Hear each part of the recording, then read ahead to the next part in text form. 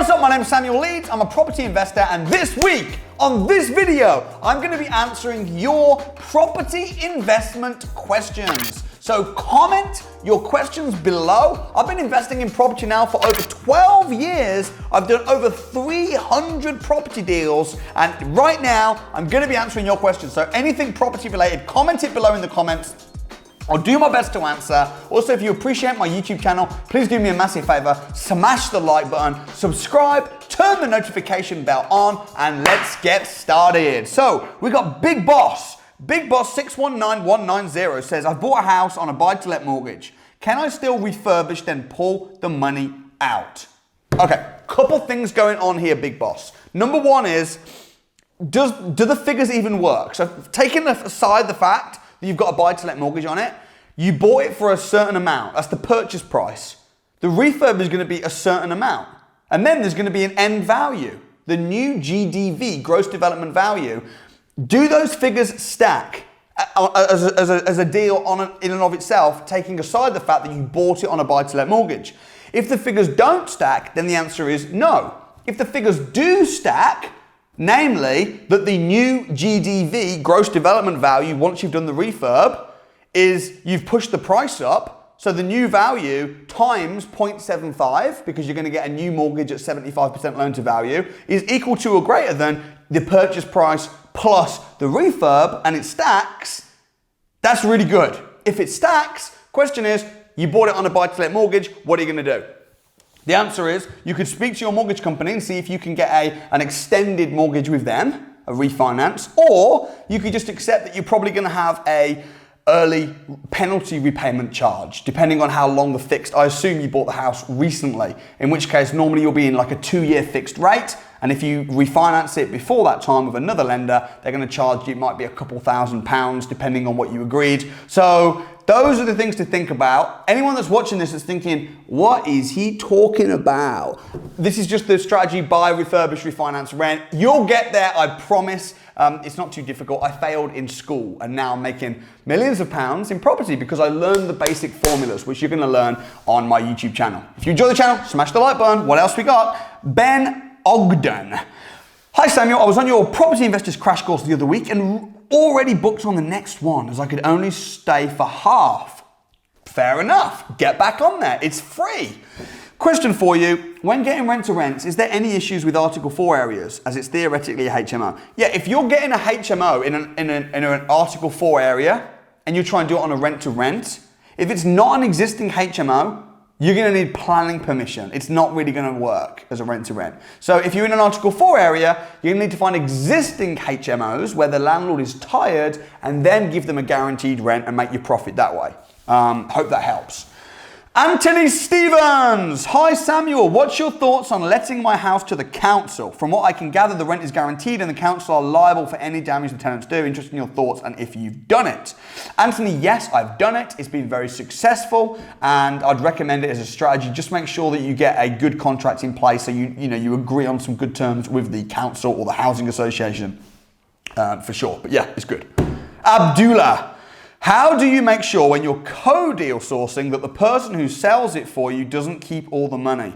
Contracts, contracts, contracts. And also good trust, goodwill relationships. If you're co-deal sourcing, if someone comes to you, or if you approach a deal sourcer and say, hey, I got a deal, you could ask them to pay you up front, or you could just have an agreement in place, even if it's not a proper solicitor drawn up contract, even if it's just an email thread confirming what's what. If they emailed it to you and it was in black and white typed form, even if it was in plain English, not solicitor jargon, it is legally binding. People forget this. People think that you need solicitors to draw up contracts for absolutely everything. They don't. I've been to court many times. I've been to court with my tenants. I've been to court, I say many times. As a business person, by the way, if you've got a lot of houses, a lot of tenants, and you've been in the game a long time, at some point you're going to have to get, you're going to get contracts challenged. And it's amazing because, it does stand up in court, just an email thread. It does stand up. So hope that helps. get it in writing, get an agreement, and yeah. And also, if you're dealing with a deal sourcer, they're not going to screw you over for a couple grand because they've got a reputation to uphold as well. So, all right, next, Callum Gallagher. Great to have you in the comment section, buddy. Hope you're well. He says, what would you say the best strategy is for 2021 and why? Oh, that's the golden question. What is the best strategy in 2021 and why? Listen, I don't think there's a best strategy because here's you right here. Here's where you want to get to. The property investment strategies are going to depend on where you are, where you want to get to.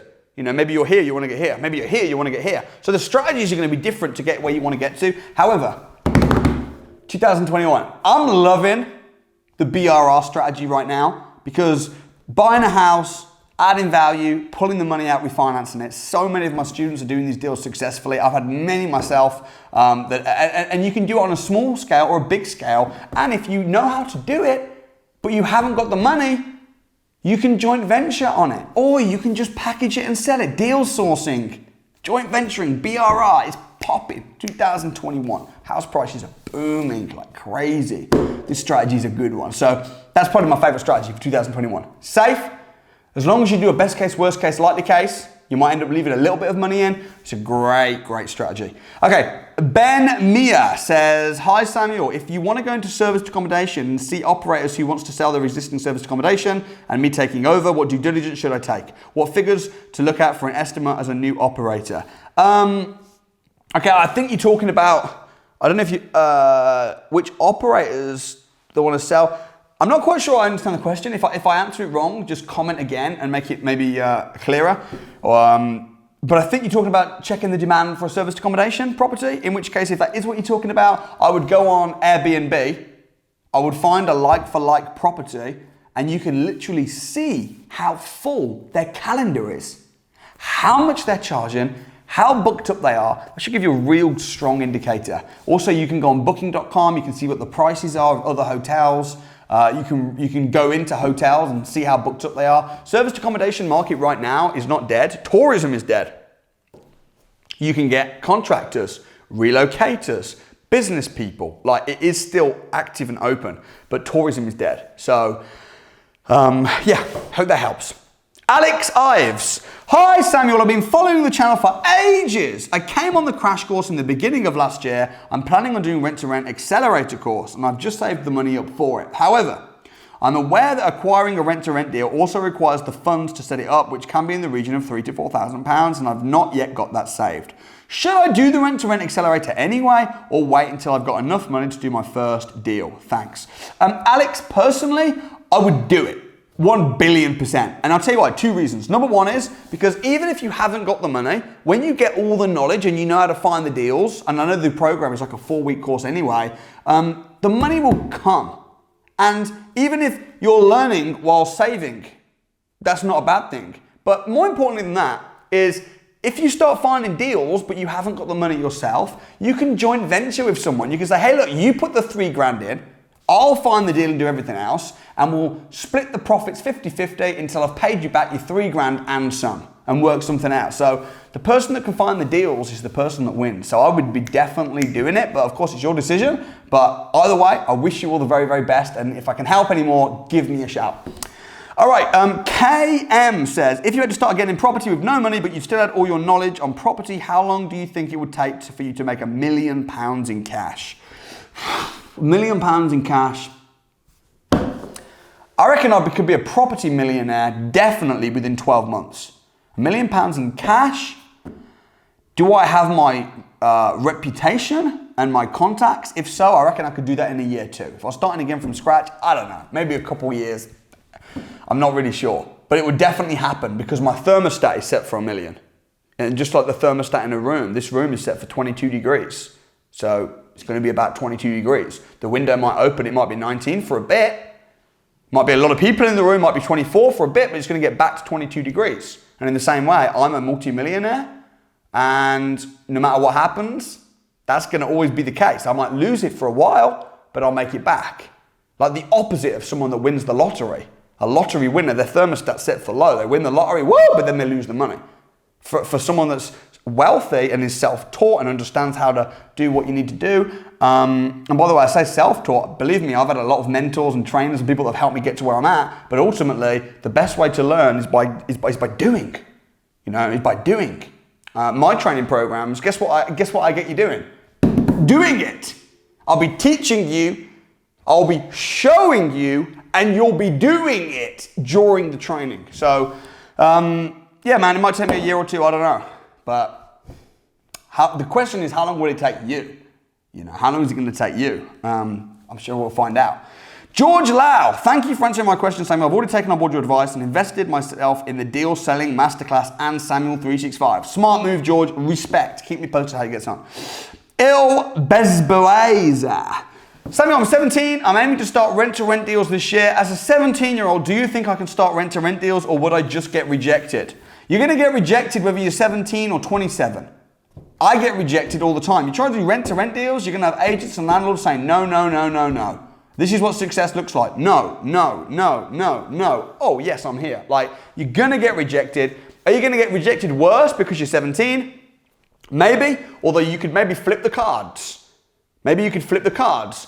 Like, I started when I was 17. I flipped the cards. I used it to my advantage because actually people want to help you when you're 17. So if you say, look, I'm 17, as long as you propose things whereby there's not risk for them, I used to work for people for free as finding them tenants. Hey, can I find you a tenant? I won't charge you any money for it. I'll charge an admin fee to the tenant, but I just want to get experience and I want to build relationships. That's how I started at 17. They're like, yeah, sure. Charged a little admin fee, £90 for the tenants, making a little bit of money, was learning, but then I built relationships with agents so that landlords so they got to know me. And then the tired ones, I'm like, making them offers now, they know me. So yeah, you can definitely get started at 17. It's going to be harder in some ways, easier in some ways, but ultimately, you've always got to flip the cards and use it to your advantage. Adele Smith, what if you don't have good credit? If you don't have good credit, maybe you need to find someone that does and joint venture with them. Maybe you need to do a strategy where it doesn't matter. There's always a solution. You need to focus on the solution rather than the problem. Muyaib, I don't have a question. I just want to say you have helped me so much in understanding property investment. I don't know how people hate on you. I started working so I can start rent to rent. I will soon have some savings in my account and I will be a winner on a Wednesday. Keep up the good work. Hey, I can't wait to see you on Winners on a Wednesday. Every single week on YouTube, I interview one of my success students on Samuel 365 or on the Academy, someone that's doing training with me, and they share their story of how they've become financially independent through my training via property.